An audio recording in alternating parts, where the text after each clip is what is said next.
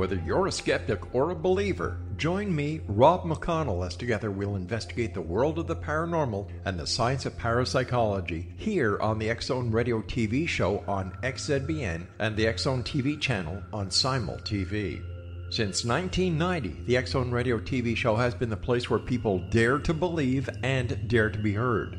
Together, we'll investigate UFOs, aliens, ghosts, Bigfoot, psychic phenomenon, lake monsters, conspiracy theories, government cover-ups, the truth embargo, alien abductions, ESP, haunted locations from around the world, and so much more. With over 28 years of broadcasting and more than 4,500 individual guests, the X-Zone is truly a place where fact is fiction and fiction is reality, as evidenced by the credibility, integrity, and professionalism of the guests that we bring to our international audience. If you have seen a UFO, had a close encounter, seen a ghost, Bigfoot, lake monster, or a story that you would like to share or have investigated, contact me, Rob McConnell, by sending me your email to xzone@xzoneradiotv.com, or you can call toll-free 1-800-610-7035, extension 143, and on Skype, X-Zone Radio TV. For more information on the X-Zone Radio TV show with yours truly, Rob McConnell, visit www.xzoneradiotv.com or www.xzonetvchannel.com or simultv.com and xzbn.net.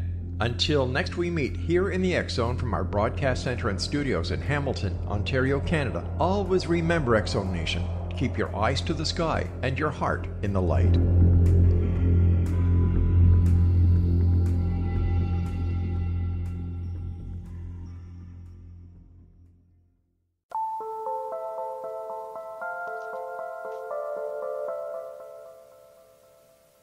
Welcome to Paranormal Stakeout. I'm your host, Larry Lawson, inviting you to join us on our continuing journey into the unknown as we attempt to find the answers as to what really exists on the other side of reality. And as always, I'm coming to you from master control of the X-Zone Radio and Television Broadcast Network in Hamilton, Ontario, Canada. And I'm speaking to you from the studios in the Southern Command Post of the X-Zone Nation in beautiful Vero Beach and Fellsmere, Florida.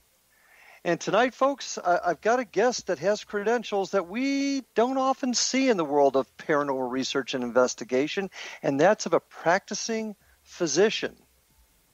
Dr. Donald Molnar MD is an internal medicine physician by day and a paranormal investigator by night. He is also the founder of the Haunted MD project, which allows him to combine his passion for paranormal research and investigation with being a practicing physician. Since 2001, Don has been out of training and working as a doctor for various health systems, including the Cleveland Clinic Foundation in Ohio and the University of Virginia Health System in Charlottesville, Virginia. He was raised in Lorain, Ohio, and completed his undergraduate and medical training in the Akron, Ohio area. Don notes having paranormal and ghostly experiences all of his life, and he finally joined Twisted Paranormal Society out of Fisherville, Virginia in 2012 to be able to investigate these curious experiences. As part of TPS, he has investigated many locations, public and private, including Hillview Manor, Fort Mifflin, St. Albans, the Exchange Hotel, Dunlora Inn, and the USS North Carolina. He can also be seen in several of the episodes of The Twisted Realm, which is a video production of the investigations of TPS, which has been aired on PBS Virginia and is now seen on Vidi Space and Amazon Prime. In May 2018, Don started Haunted MD to lecture on being a ghost investigating medical doctor, and in March 2019 decided to focus on it, stepping away from TPS. Besides investigations and lectures, he posts a wide variety of interesting items on the Haunted MD Facebook page and on Don Molnar Haunted MD YouTube page. The posts include thought-provoking paranormal concepts along with educational videos and intriguing pieces of evidence. Dr. Don Molnar, welcome to Paranormal Stakeout, my friend. Hey, it sounds good. Wow, medical doctor, you know. Yes. we look at medical doctors as folks that are very, very focused on the facts and the problems of the human body and how we can fix that. And here you also investigate the paranormal. Tell me how that happened. Well, I've been interested in paranormal all my life. Starting out as a kid, some of my earliest experiences, I remember one thing that always stands out in my mind is that I would see a figure of light, and I would tell my mom about it. I was probably like 4 or 5 years old, and I tell my mom about it. Like, Mom, I'm seeing this like thing kind of poke around the corner and look at me, and she was like, "What?" She was, "Well, that's probably your guardian angel." So we kind of rolled with it, the fact that I had a guardian angel, and pretty much from the time I was, a kid through teenage years through adult, I've had all kinds of interesting experiences, even before I became a doctor, and definitely before I joined a paranormal team. I always had these curious things happening, noises, smells, sounds, those kind of things. Mm-hmm. And then eventually became a doc, and even as a doc, having to deal with life and death and all that, I've had some interesting experiences over the years. And then about 2012, how I officially started ghost hunting was I ran into a nurse who was a nurse manager, a charge nurse for night shift. I was working night shift at this small hospital in Virginia where I worked, and she had just came back from a ghost investigation at St. Albans in Radford, Virginia. That's a pretty haunted place down south of where I live. And she was telling me all these – overheard her talking about all these stories that they had experiences, and I started talking to her about those. And she told me about Twisted Paranormal, and then I got to meet them and join the team, and that started me on the kind of my official path down the paranormal route. So, and I've always been, even though I'm a doctor and a person of science, I've always been very open to the paranormal, and I'm curious about it, especially even as a doc. I've had some interesting experiences with, near people, seeing things before they die, or different mm-hmm. things happening during code events when somebody, we have to bring somebody back, if their heart stops or they stop breathing and all that. So that's kind of in a nutshell how I got to where I am now. Okay. Well, it kind of relates a story to me. I had a gentleman on a tour, and he was very, very quiet and very skeptical looking. And at the end of the tour, he told me he was a doctor, and he explained an incident that occurred to him as a young ER doc in Colorado, where a guy that he was saving, actually he was trying to save and he couldn't because it was a bad knife wound in the abdomen, had the thoracic guy come in and do the work, save the guy's life, but he was unconscious the whole time. And the victim came back 6 months later and wanted to thank everybody for what they did and asked about the funny-looking doctor with glasses. And this guy said it amazed me because the victim was unconscious the whole time. How did he even know what the doctor looked like? Because the description was correct. And the guy explained to him that he sat up in the corner, his essence, his spirit, sat up in the corner of the ER watching the whole thing, and that made this doc a believer. And all this time I thought he was and I would have expected that from a doctor, to be very skeptical of this type of thing. Right. What do your colleagues say about this? That's a great question. You'd be surprised. I think this day and age, a lot of doctors, like the example you just gave, have had their personal experiences and they have stories. Most of my friends kind of they think it's really cool what I'm doing, and they'll come at me with their stories. Oh yeah, this happened. Oh yeah, that happened. And in fact, one of my friends that I work with now, he's actually leaving us to go up to Boston with his wife, but he's a believer in the paranormal.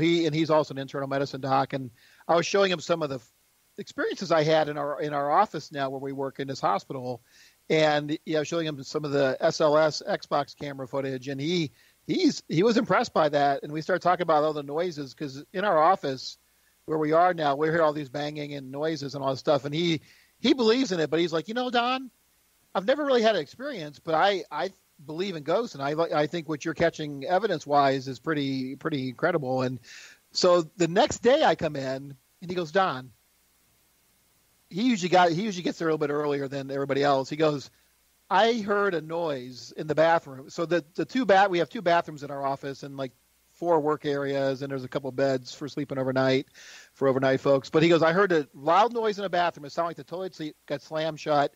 Then I heard the door rattling. I went to look in the bathroom. He goes, and the door's closed. And I went to open it. He goes, and there's nobody in there. So he finally had a personal experience of his own after hearing all these stories and seeing all my evidence and all that. But so anyways, what I'm getting at, though, is a lot of my doctor friends are pretty open to it. I haven't come across a hard skeptic yet. Usually everybody comes across like, oh, yeah, that's pretty cool. And, oh, yeah, my sister had this or I had that. And even people that I thought would kind of like look at me funny, yeah. They say, hey, I'm really interested in that. I'd love to hear what you do. And I got a story for you, so you'd be surprised. It's not like it used to be as far as, you got to be crazy to believe in that stuff. No, it's actually fairly mainstream now. And I guess I shouldn't find it fascinating because I always thought people would look at cops, what I do, law enforcement, as how can you believe in this stuff? And I guess I was doing the same thing to doctors, but here it is. You guys deal with death all the time, don't you? I mean, death and dying. Yes. I often I've talked to my Haunted MD page and talked to people. It's like, depending how you look at it, we're kind of on the gateway of life and death. If you work with children, you're right there when life comes into the world, and the soul, just like we think soul goes to the afterlife, the soul has to come from somewhere into the person. So I often think, depending how you look at it, whatever end, if you're an OBGYN, you're at or a family practice doc, you're at the beginning of life, and some of the family practice docs are also at the end of life, and for me, I deal, I got to run codes, like where I work now, if somebody's heart stops or somebody stops breathing, I got to show up to that and be in charge of making, can we get him back? Can we not get him back? So yeah, it's always life or death. And I always think about this, and probably for police too, it's a similar thing. Like you can go from 1 minute just sitting, relaxing, talking to the nurse, or, eating your lunch, and all of a sudden, bam, you're in there, life or death, right? It's like crazy. Yeah. Like you're like, oh my God, here I am. Me and this group of people are the key to this person's survival, and you do what you got to do, get them back, hopefully, and you go back to do whatever you're doing. It's kind of a strange range of emotion. You go from that I can relate to calm. Yeah, it's like nuts. But yeah, so I mean, I've had some interesting experiences, with that whole death process thing going on. Do you think, looking at it from the skeptical side, that the emotions tied around folks hinging on life or death can cause some sort of psychological event that will cause people to see or think they hear or see something? What are your thoughts on that? Are you talking about like from a perspective of the patient, or are you talking about the health? I guess the whole gambit. You as a doc, you dealing with those emotions all the time, nurses, as well as family members, anybody that's experiencing things in the confines of that event. Do you think psychologically that could have something to do with all this? I guess it depends on your belief systems. If you're the dying patient and you think about that you're going to go to heaven, or you have certain expectations, I guess that could potentially factor into your experiences. Yeah. But it seems like even then that some of the experiences are kind of out of that expected range. Yeah. And we're going to talk about that in just a second. We'll get into some of the experiences you've had after this first break. Folks, we got Dr. Don Molnar with us. Stay with us. We'll be back right after these messages.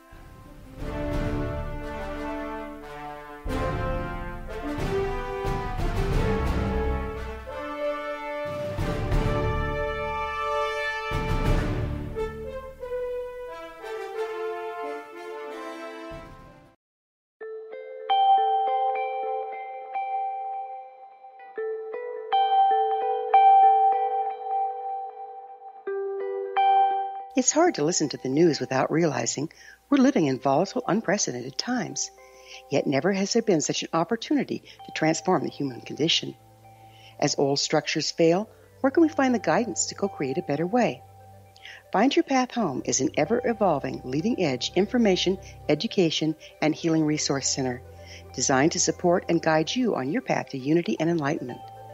Based on sound principles employed by shamans worldwide, we provide techniques that can support you through the current transitions, offering online shamanic classes, international long-distance shamanic healing sessions, complimentary Mission Evolution radio episodes and Stairway to Heaven TV vignettes, seminars, retreats, and much more. All of this can be found on findyourpathhome.com.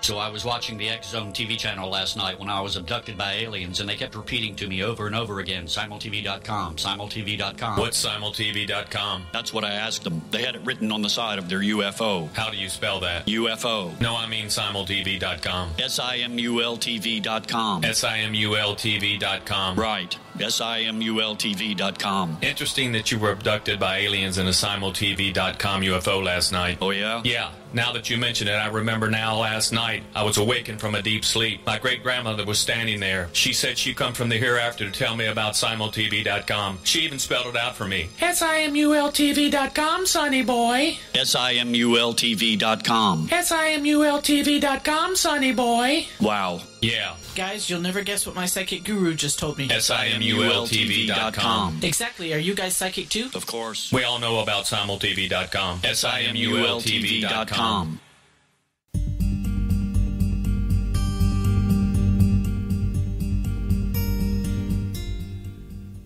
And we are back on Paranormal Stakeout with my guest tonight, Dr. Don Molnar, MD, an internal medicine doc up in Virginia. Interesting conversation and an interesting viewpoint from somebody that deals with life and death all the time. Yes. You experienced things quite a bit as a youngster, and it got you interested, and then being a doctor is not what kind of got you into the world of investigating. It just happened to be your profession, if I got that right? Yes. But being a doc sure has put you in a position to experience a lot of strange things too, I guess, right? That's for sure. Yeah, that's for sure. I think the other thing too, being a doc, you do some research, in medical school and projects and things like that. And also before I got to medical school, I did some research. So I think I bring in, what I bring to an investigation as a physician is the kind of that stepwise fashion that I think a lot of us follow. I noticed when I was looking at your information and all that, you talked about how you approach things from you're going to take it to court, like a police investigation. And I think, right. As doctors, we kind of bring that mindset in, like, how do I look at a patient? I look at, the patient has a complaint and, and the history to the complaint, and then you examine them and all that. I think I kind of bring that kind of thought process in the whole, the process of how a doc looks at a case, and then also my research background, kind of, what's a false positive, what's a real positive, what's a real result versus a negative result, and do we exclude any factors that could have potentially, caused that result besides paranormal. So I think, even though I'm definitely a believer in spirits and the afterlife, I still have that skepticism. Like, I got to still convince myself that what happened, it really happened. And if I can't convince myself 100%, then I'm like, I got to throw that out in my mind, or I don't present that. But going back to your other question about my experiences, one thing that always sticks out in my mind was I had a lady who was, we had tried to save her, and she wasn't getting any better. She had some kidney and lung problems, and we talked to the family. We do a lot of these talks as a doc where we'd have to decide about, do we keep providing care to get them better, or do we provide care to let them go and be comfortable? So we decided to make this lady be comfortable, and I periodically was checking on her, and I went in the room to check on her, and she was looking at the ceiling, and she was smiling at the ceiling. She obviously was seeing something. And this is the first time I ever did this in my training. This is about 5 or 6 years ago. Or no, actually longer than that, maybe 6, 7 years ago. Anyways, I had to ask her, I'm like, what are you seeing? And she goes, I'm seeing the angels up there. And she clearly was seeing something, and there was almost like an energy in the air, too. And I even looked up. I'm like, you're seeing what? And she swore she was seeing angels. And I ended up, me and a nurse had come in with me too. And, we both were kind of dumbfounded, and we walked out. I said, I think she's going to probably die soon in a couple hours. And she ended up dying within like an hour of seeing those angels. And go ahead. No. Go finish your thought. Well, what I was going to say is, so a skeptic can argue, well, she's dying. When we make people comfortable, we give them morphine, we give them Ativan. So morphine for pain is a narcotic, and Ativan is a benzodiazepine for comfort. You give them nausea medication. So, a skeptic can argue, yeah, she's going to die, and you give her meds, and maybe her oxygen's low, and that's why she's seeing stuff. But this was something different. She hadn't got much meds, and her vital signs really weren't all that bad yet. So to me, she was alone in the room too. She seemed to really be seeing something. I can't say for sure it wasn't, something we caused as physicians or healthcare, but to me, it seemed like it was something real that she was experiencing that I don't think was because of meds or because of her oxygen being low or something like that. Mm-hmm. Well, I've got to think here. And now, yes, there's going to be that argument. Well, this was just she was in the process of passing, and it caused her mind to look for something that gave her hope. I see that argument out there. But do you see the possibilities? Because I want to talk to you a little bit about parapsychological research. Yes. Do you see the possibilities of ever creating some type of method to track this, to document, I don't know if I'm using the right words, but somehow show that this is just not a psychological event of somebody dying, but an actual event that they're seeing, if that makes sense. Do you see that as being possible? I think you could, and there actually is some research. I don't know how much you know about it, but there's different programs around the country and the world that kind of look at this stuff. In fact, the University of Virginia has a program. I'm not part of the program, but it's the Division of Perceptual Studies, and they actually looked at that particular thing called deathbed visions. And I think they're still doing some research in deathbed visions where it's something the patient actually experiences, but sometimes even the loved one at the bedside might experience either the same thing that the patient's experiencing, or they may have their own separate kind of vision. But it's often a family member that comes for the patient, or an angel, or some kind of religious figure that comes for the patient. But it's a deathbed vision, and there's been some research into that. But interestingly, you mentioned that because recently I've been thinking about, I wonder if I could get permission to do some of my own research. Where I work now, we have a hospice unit. Hospice units are where you're going to go for your last days. And I was thinking about seeing if I could get permission and how to go about it, if I could be present when folks die, or when they're near death, with permission of the family and the hospital. You have to do all this special permissions, to do that kind of research, and just be a witness to that and see what I could document, and maybe even be able to use some of the equipment that we use, the K2s and things like that, and see if you're able to pick up on anything, especially if that patient's experiencing something. So, and how have you given any thought how you'd put controls into that type of, that's fascinating. I think you're going to be lucky to get a lot of families allow you to do that, not to mention the hospital.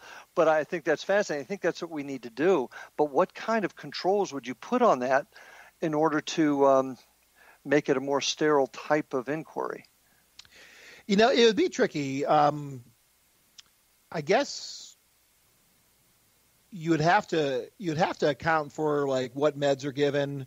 If you have a person who, if they're in their final hours, if they're getting a lot of morphine, a lot of stuff like that, you'd have to control for that, where you'd have to say, well, try not to give so much morphine, or, it'd be a little tricky.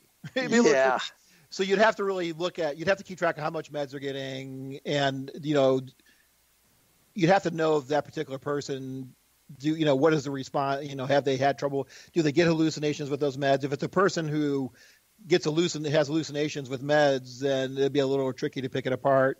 I guess the other thing too is if they're actually, having other people in the room that know the patient. Like if the patient says, "Hey, I'm seeing my mom," and if she can describe her, and other people can kind of collaborate those things, so somehow you have to control for the meds, control for.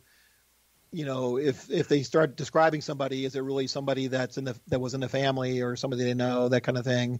It'd be hard to do like a total placebo and treatment kind of group, because they hard to have a placebo group. But it's fascinating. Just the thought of that's fascinating, and it's interesting to know that I'm familiar with the University of Virginia program. They're also doing work with kids in their past lives, which I find Dr. Tucker's doing that. Yeah, it's pretty cool stuff. And then they're doing near-death experiences too. Actually, I haven't had a lot of patients with near-death experiences. I've had a few, but when I started doing my Haunted MD thing, I really started kind of engaging on the research that's out there, and they do a ton. Dr. Greisen has done a ton of near-death experiences, and it's amazing. Like, the story that you mentioned about the doc from Colorado. I mean, that's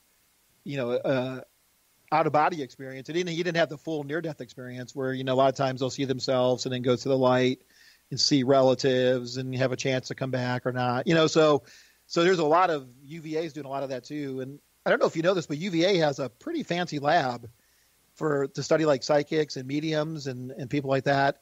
Oh, they have like did you know about that? The EEG, yes. MRI. Yes. I haven't seen it, but I'd like to see it. Well, and that is one of the areas that I think will help. In my view of it is this, we don't know what the phenomenon is. We have personal opinions, but we don't really, nobody's ever come back and sat us down and said, hey, George Washington has never come back and sat us down and said, look, this is what's really going on the other side. And until that happens, we'll never prove anything. But I think to get there, we're going to have to get the buy-in from the scientific community if we're ever going to completely find these answers. That's my thought anyway on it. But yeah, the UVA is a pretty interesting little project there, no doubt. Yeah, and I don't know if you know, University of Arizona has a guy down there too, and I'm drawing a blank on his name. But he's doing some pretty groundbreaking paranormal research too. He's actually done some stuff with trying to prove ghosts using different like light sensors and things actually in a lab. It's pretty cool. Yeah, University of Arizona. And I should know the guy's name. I'm totally drawing a blank on it. But he's doing some pretty cool stuff too. And he also did some of the parapsychology research to like near-death experiences and all that. That's fun. I'm going to have to check into that. That one I'm not familiar with. I'm definitely going to have to look into that one a tad. And all this makes it easy where you work because you kind of work in a pretty interesting hospital. I do, yes. I do, yeah. Well, in a couple of minutes here, or in about a minute, we've got to go to our next break. But when we get back, I'd like to hear a little bit about the hospital, the things that are going on in there. But I'd also like to know what your scariest experience was as an investigator or a doc. So give that some thought when we get back in a couple seconds. And folks, we're going to take our next break here in just a couple minutes, but I want you to stay tuned for some interesting conversation with myself and Dr. Donald Molnar. We'll be back right after these messages.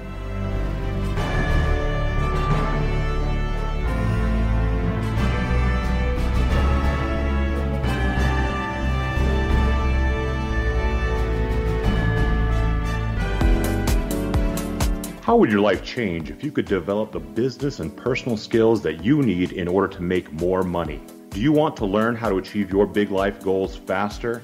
Then go to findhiddenmoney.com and get the Goal for It online course. The course teaches you how you can set and achieve your biggest goals while completely overcoming the roadblocks to your goals so that you can realize your dreams and imagine more success. Go to findhiddenmoney.com. Memorable dynamic presentations are a not-so-secret weapon in the business world. Do you have a powerful message that must be shared, but you haven't found a way to deliver that message? Do you want to be known as a top public speaker who gets amazing results? Are you ready to create and deliver your powerful message? Thomas Hides can help you create and deliver your speech to get the results you desire. Visit iconquality.com. Did you expect your business to flourish, but instead it plateaued or didn't get off the ground yet? Would you like to achieve massive goals and discover new sources of income within your business? When you're ready to experience that type of success with fast results, Cindy Hendricks is the business coach for you. Her work with entrepreneurs and business owners has been life-changing. To get you and your business where you want to be, go to imaginemoresuccess.com. Has the fear of public speaking stalled your business or personal life? What would you give to develop and maintain supreme confidence? Have an invaluable private program to always perform at your best. Imagine how you would feel.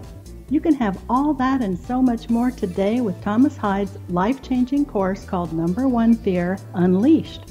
Visit numberonefear.com and be liberated from your fear of public speaking.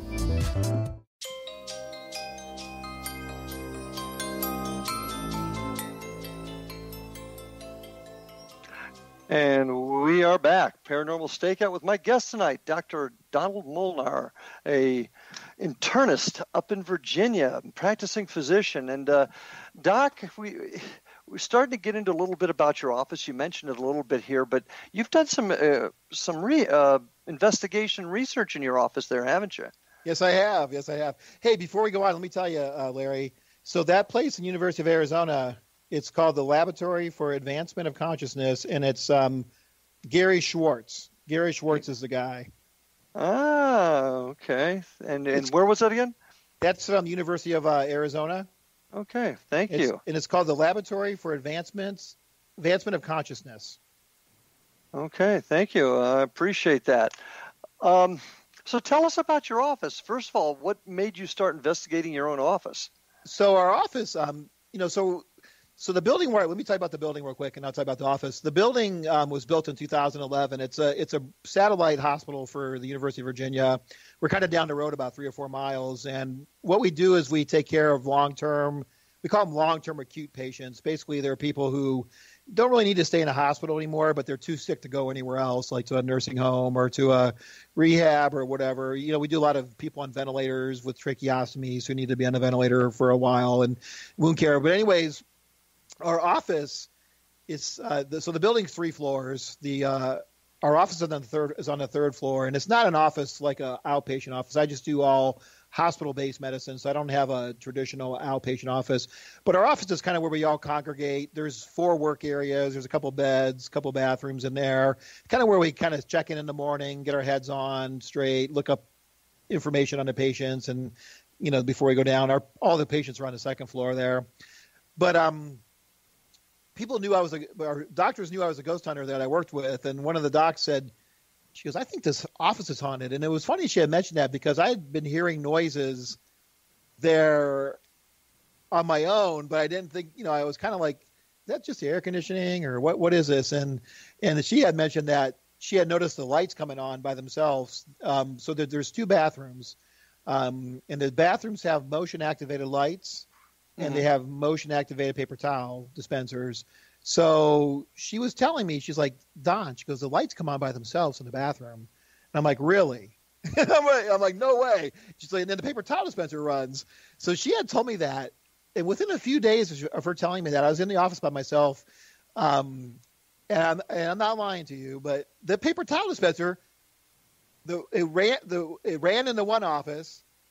And then a few seconds later, it ran in the other not the other office, but the other bathroom. Uh-huh. It was weird. And then I went to look, and sure enough, the lights were on in the bathrooms, but nobody had been in there except for me. People had been gone for, probably an hour or so. So the lights, when you activate them, they do stay on for a little while, probably like maybe 10 minutes or so, then they turn off. But there hadn't been anybody in the bathrooms, for at least, an hour or so. So it was crazy. So that's when I got the idea that maybe I need to start checking out this place, and I already had my equipment. I already was, doing ghost investigating. I started working where I work now in like 2014. So uh-huh. I had been a paranormal investigator for like 2 years, 3 years already. So I'm like, I got to check this place out. Maybe I could catch some evidence of this stuff. So interestingly, I actually have this, there's a video of this on my Haunted MD. I actually caught the light coming on by itself, which was really cool. I set up, I snuck in my DVR camera. It's I have a 6-camera DVR system. I set up the cameras throughout the office, and I had set up the camera in the one area where there's a bathroom, and I actually was across the office. I didn't even know the light came on until I reviewed the evidence. And I was looking through the evidence, and sure enough, I caught that bathroom light coming on. It was like, yes! You're like, you never catch that stuff, right? You never catch it, like the stories you hear. And then I've caught all kinds of stuff on the SLS camera. But the way it got started was I was already hearing things, and I heard rumors around the place about the second floor where the patients are being haunted. And then my doctor friend started telling me about her experiences, and then I thought, let me see what's going on in here. And that's kind of how it all got started. I got to ask you a question, though, because this kind of caught me. Did you put a camera in the bathroom to catch the light come on? So I put the camera was outside the bathroom. Oh, okay. Okay. So, And because now, how do your bosses feel about you putting the cameras up like that? Well, it's kind of under the radar. Okay. The direct people I work with, they know I kind of do that stuff, so they don't feel so bad. My main supervisor said, just like he knows about my Haunted MD page. He was actually one of the guys I thought wouldn't be interested in paranormal, but he is. But he just says be careful with the UVA name because of the legal. Oh yeah. The legal issue. So I tried not to really. On my Haunted MD page, I try not to really mention that this is from UVA's office or whatever. Although, I guess people who know me know where I work. But in a general sense, I try not to broadcast that this is from our office at UVA. So it's kind of I kind of sneak my stuff in, I guess. Okay. Well, the secret's out now. Yeah, it's true. So tell me, the Haunted Doc.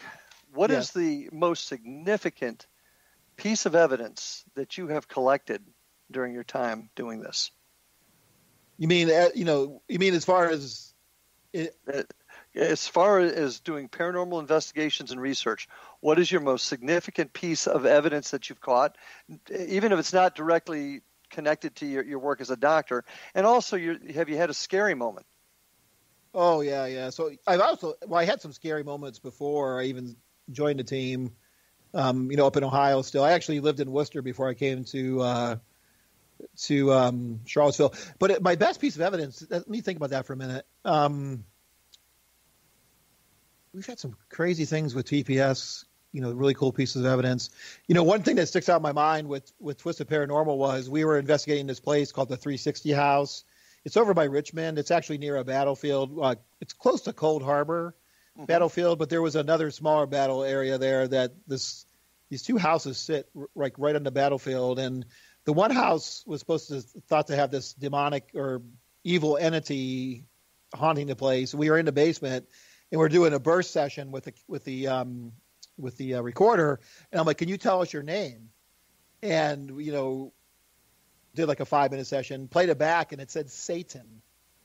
It was crazy. It clearly said Satan as an EVP on the recorder. That was pretty crazy to have that come out like that. I've never had that happen since I've been investigating. Anything that particularly scared you? Your most frightening piece of evidence?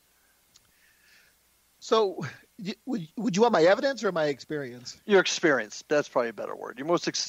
Your scariest experience. So this was a crazy experience. So I came to Charlottesville in 2009. I was living in a ranch style house in Wooster, Ohio, around 2007, 2008. It was pretty much me by myself. My son, I was divorced, and my son was living down in Virginia. That's how I actually got to Virginia, to be closer to my son. But I was in my house by myself, and it was just, I was mostly by myself, except when my son would come visit. He was like 5 or 6 at the time. But I was sleeping, and I felt something push my shoulders down pretty forcefully, not to leave marks, not to try to hurt me, but push my shoulders down into the bed and almost shake me like it was trying to wake me up. And I woke up like, what in the heck? At first I thought, well, maybe it was a dream. Maybe I was having some kind of funky sleep paralysis or something like that. So I kind of dismissed that whole thing. And then a couple days later at nighttime, I fell asleep again, and it felt like something took my shoulders and put his palm of his hands into my shoulders and just pushed me into the bed. It was like shaking me, trying to wake me up. So I woke up again, and I'm like, this got to be something else going on here. And actually, at that point, I was watching all the ghost shows. So I was familiar with TAPS and Ghost Adventures and all those. So then I started I'm like, this is something's in this house with me. So it kind of just dismissed it again. And then about a week or two later, it happened again. So it pushed me down into the bed, maybe a little more violently. And then I woke up and I saw this kind of amorphous shadow just drop down at the foot of my bed. It dropped down like it was hiding at the foot of my bed. So I was like, what in the heck? So I sprung up. It was either fight or flight, right? So I'm like, right. I jump up and I look, and there's nothing down there. At that point, from watching all the shows, I knew I needed to tell this thing. I had to take charge of my house. So I immediately got like a Bible and my cross, and I went around my whole house, and I'm like, this is my house. You've got to leave. You can't be doing this, especially if my son comes here. He's little, and after I did all that, it seemed like the house, like it felt lighter, and I never had any more experiences. But that was the most like tactile, like personal experience being touched, Yeah. So I don't know what it was. The house had some weird stains, like in the carpet, like it was almost like blood stains or something. I never did find out. I never found out the history of it, but it was weird. That's why history is so important in this. Okay, yes. Doc, let me ask you this. Yeah, in studying the history can give you all kinds of answers, but I'd like to ask you, Doc, a scientific mind, medical doctor, what is your opinion on what this phenomenon is? I mean, what do you think ghosts are? To me, something seems to exist after our bodies die. There's something that exists, whether it's you want to call it consciousness or the soul. There's some energy or life force that seems to be out there, and so I think that seems to live on after our bodies die. And so I think spirits or ghosts are that energy force that are in people. The thing I can't explain is why does some of it stick around? Why does others seem to go other places? Mm-hmm. And also it's hard to make sense sometimes out of like demonic forces and where do they come from? Yeah. And those are the questions that we're going to have to keep working on to answer. So, folks, we're going to take our last break here. We'll be back right after these messages with my guest, Dr. Donald Molnar. Stay with us.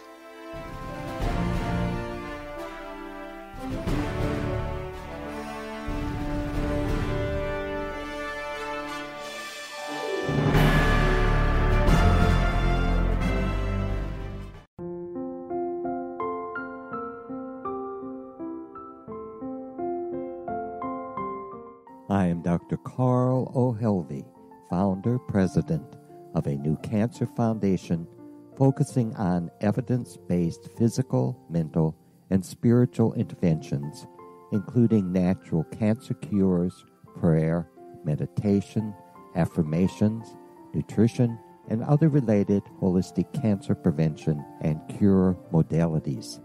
These are used in cancer education, research, and financing care. I ask for your help to continue this important work by donating at www.holisticcancerfoundation.com.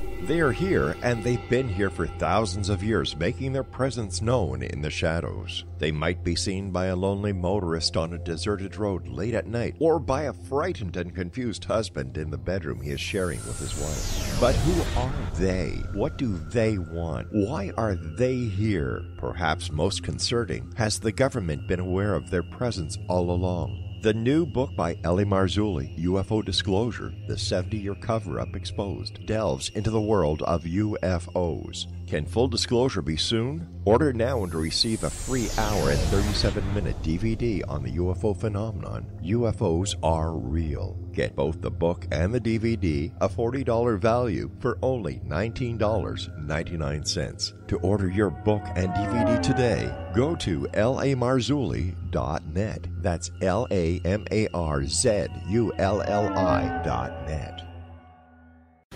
Christopher Fulton is a survivor of the national security state.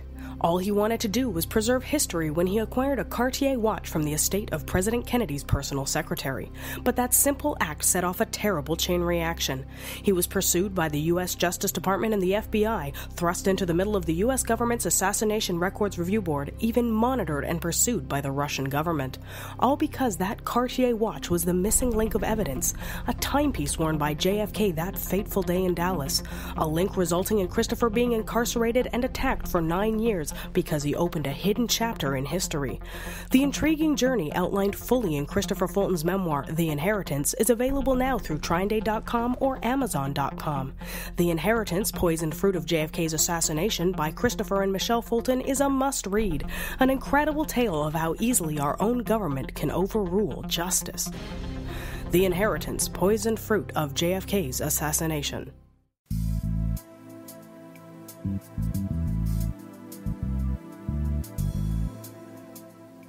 And welcome back to our final segment tonight on Paranormal Stakeout.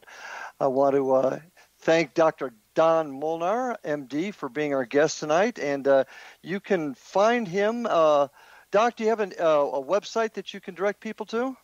Not yet. That's still on my things to do list. But I have on Facebook I have the Haunted MD, and then on YouTube I have Don Molnar Haunted MD.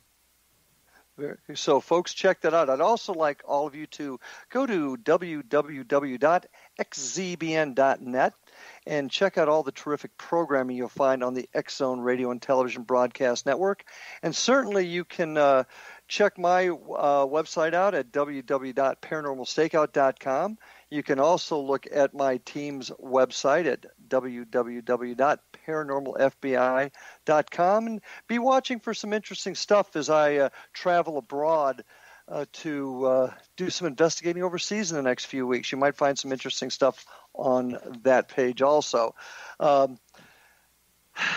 So, Doc, in our last segment here today, you've started something interesting, this Haunted MD Facebook page and your YouTube page. Tell me a little bit about that. What do you want to accomplish with that? What can people find on there?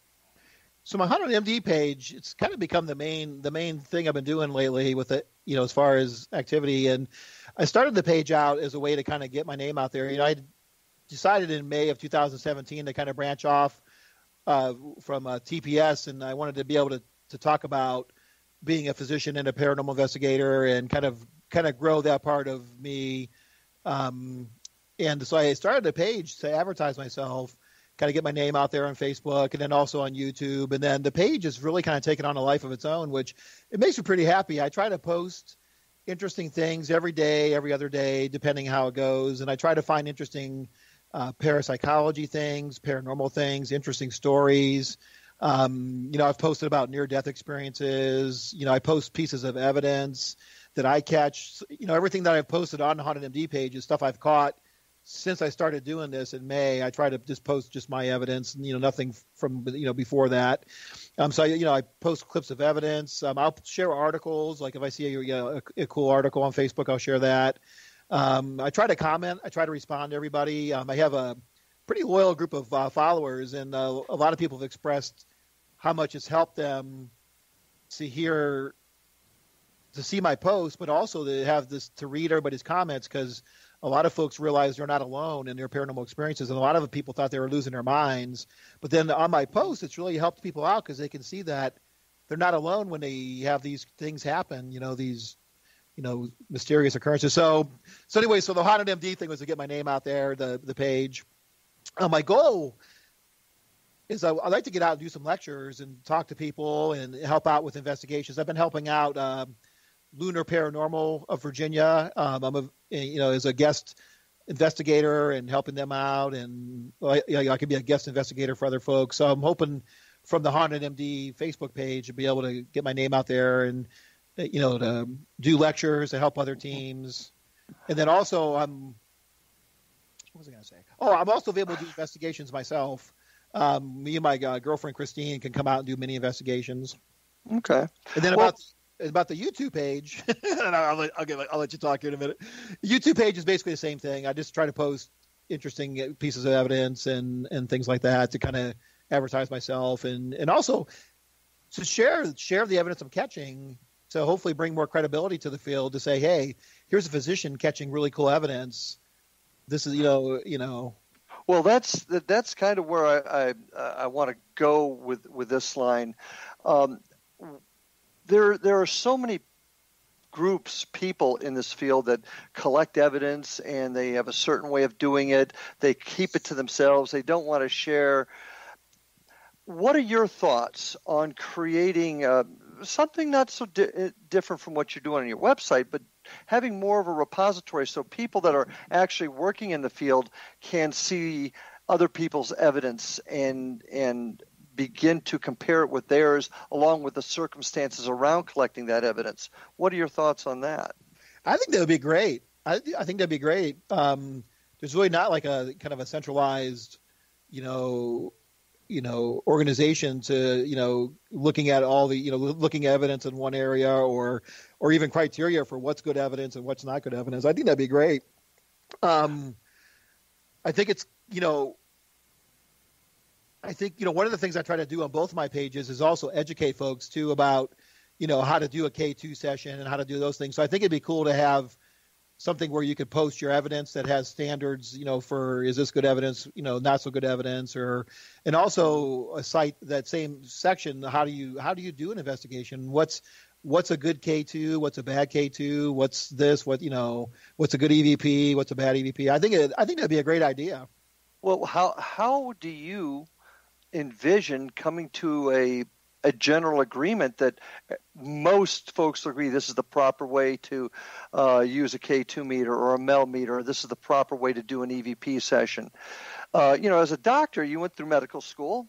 Yes. You learned certain procedures. You learned certain proper ways of doing things. Same thing on my end in the law enforcement world, and I think that's one thing that we're missing in this field, and that's a set of standards and structure that will allow us to collect evidence the same way. And people who listen to the show often hear me talk about this often, but gives us the credibility because we're all doing it essentially the same way. Style can be different, but essentially the structure is the same. Yes. What say you on that? So I think, when you look at medicine and science and how do we come up with our practice guidelines, it's usually expert panels or expert consensus, for heart attack, for example, you have the cardiac and the critical care, thoracic surgery. You have a group of experts come together, have a meeting, and they talk about what's the standard of care, what is everybody doing, what's the evidence, what does research out there suggest is the best way to do something. So I think if you're going to create something like that, you would have to have, experts in the field kind of come together and, and kind of weigh, what's everybody doing, what's proved to be the best way, what's proved not to be the best way. I think the tricky thing, like when it comes to using equipment is, it's never truly been proven that we're picking up on ghosts. It's just our experience. Absolutely. It's our experience, right? So it'd be, to the best of our knowledge, you could say, a K2 hit like this in this situation most likely is something paranormal, where K2 hit by the computer with the computer running and electricity all around is probably not paranormal. So, but you'd have to bring like experts in the field together and probably experts that people can all kind of agree upon and say, yeah, I trust those people and I accept them. And then they would have to develop that standards of practice for ghost hunting that way. Well, most people would agree that getting the scientific community involved to help set the standards and, quite frankly, conduct experiments using the scientific method. But how do you see folks in the medical field being an important part of that discussion? Well, I see, I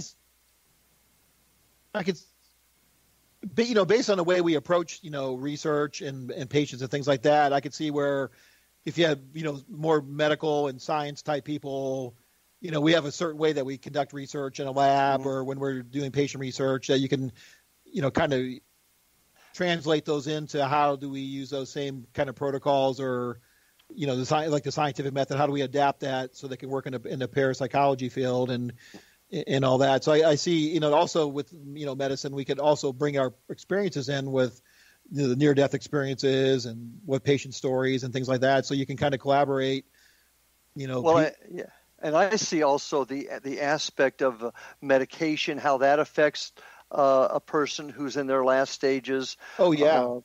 The circumstances, all the circumstances surrounding death, more so probably with maybe the exception of maybe a paramedic. Folks like you get to experience those last few moments probably more often than anybody. And right. I see that as being a really important aspect to this.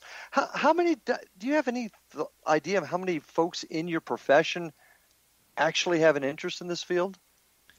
I have to take a survey. Now, like I was saying earlier, a lot of folks are interested. I just don't know how many folks would be willing to like come out in public like I do about it. But they're like, well, my good friend, the guy I told you he's going to be going to Boston. I think he would be interested in being more involved in either on a paranormal team or even with some real deal kind of research. In fact, him and I were talking. In fact, my post that I posted on Haunted MD today, him and I were talking about how can something unseen create the noises and the physical things that it does.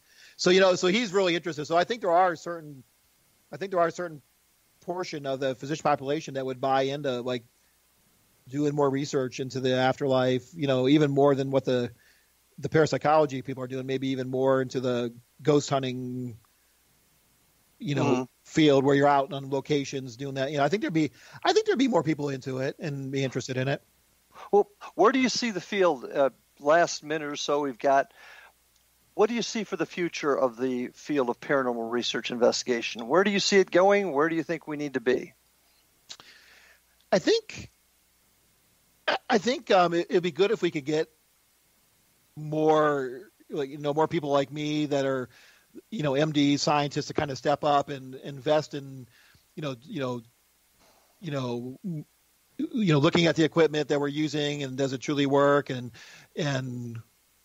combining like kind of what I'm doing with what the division of perceptual studies is doing, and seeing if you could combine the idea of looking for, the afterlife through near-death experiences with what we experience on ghost investigations. I think it'd be good to kind of combine that. As far as the future, I mean, as far as like just paranormal research that are not like, science trained or whatever, I think it's important just to really make sure you're, documenting your evidence and, ruling out normal stuff and making sure that you're And you're absolutely right, but unfortunately, Doc, our time together has ended. I want to thank you very much for joining us tonight, and thank all of you out there for joining us on Paranormal Stakeout. We'll see you next time on the other side. Have a good night.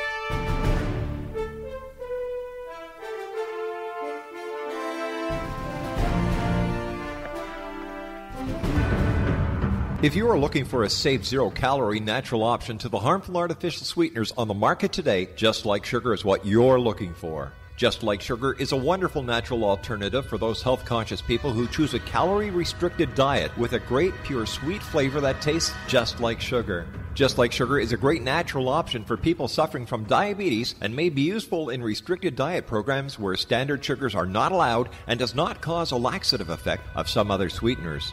Just Like Sugar comprises a perfect blend of chicory root fiber, natural calcium, natural vitamin C, and Just Like Sugar's sweetness comes from the natural flavors from the peel of the orange. Just Like Sugar is a natural alternative to harmful artificial sweeteners and will change the way that you believe all natural sweetener products taste. Just Like Sugar is available at your local Whole Foods markets, Wild Oats markets, Henry's, Sun Harvest, and many other fine natural food stores in the U.S., Canada, and worldwide.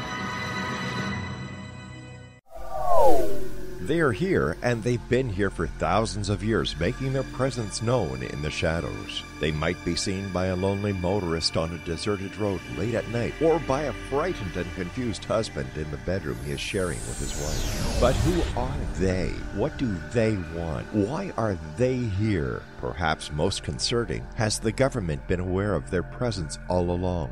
The new book by Ellie Marzulli, UFO Disclosure, the 70-year cover-up exposed, delves into the world of UFOs. Can full disclosure be soon? Order now and receive a free hour and 37-minute DVD on the UFO phenomenon. UFOs are real. Get both the book and the DVD, a $40 value, for only $19.99. To order your book and DVD today, go to lamarzulli.net. That's LAMARZULLI.net. You have heard of the X Zone? Now watch it on Simul TV, plus 500 video games, live TV channels, free video on demand, worldwide, and more. Does this sound like tomorrow's television? Well, it is, but you can have it today, right now. It is Simul TV. Simul TV offers what the others only wish they could provide. 15 exclusive channels like X-Zone, sci-fi, and horror. We are worldwide. No other provider offers that. 500 built-in video games, No need to have an extra expensive system. We have them included. Free video on demand, live streaming events from around the world, interactive online network, and much more. Tomorrow's TV today. Simul TV. Sound too good to be true? Well, it's not. You can have Simul TV today. Sign up at simultv.com. Do it today.